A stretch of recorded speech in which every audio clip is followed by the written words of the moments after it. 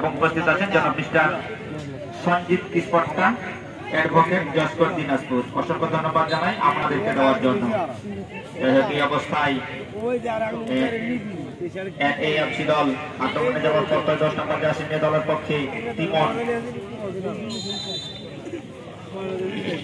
এর মধ্যে কিন্তু কর্নার আদায় করে নিয়েছেন। কিক হয়ে গেল এবং সরাসরি গোলরক্ষক পল্লবের নিয়ন্ত্রণে। গোলরক্ষক পল্লব উঁচু করে বাড়ান একেবারে মধ্য মাঠেই। এখানে সবুজ থেকে 2 নম্বর জার্সি খেলোয়াড় জোনাস পেসরা আবার নিয়ন্ত্রণে ছোট করে বাড়ালেন। উদ্দেশ্য হৃদয়, পূর্ব প্রান্ত দিয়ে আক্রমণে আসবার প্রত্যয় পাল্ল দল। এখন পর্যন্ত হৃদয়ের নিয়ন্ত্রণে। হৃদয় একজনকে কাটিয়েছেন। হৃদয় লম্বা করে গিয়ে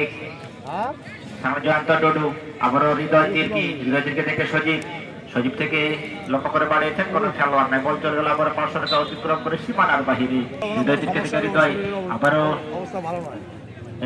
এএফসি দল 8 নম্বর জার্সিধারী খেলোয়াড় রিপন মাহারি অবস্থায় সরকারি ম্যাচে ফিরিয়ে আসবার জন্য। যাই হোক, এখান থেকে লম্বা করে গিয়ে একেবারে প্রতিপক্ষের সীমানায় 2 নম্বর জার্সিধারী খেলোয়াড় দলের পক্ষে জোনাস পেসরা বাধা হয়ে গেল। আবারও মিলি থেকে হৃদয়, ছোট্ট খেলোয়াড় হৃদয় কি করবেন, এখনো তার কবজায়। হৃদয় সেখানে অবৈধভাবে তাকে টেকেল দেওয়া হয়েছিল, সঙ্গত কারণে সরকারি ম্যাচ রেফারি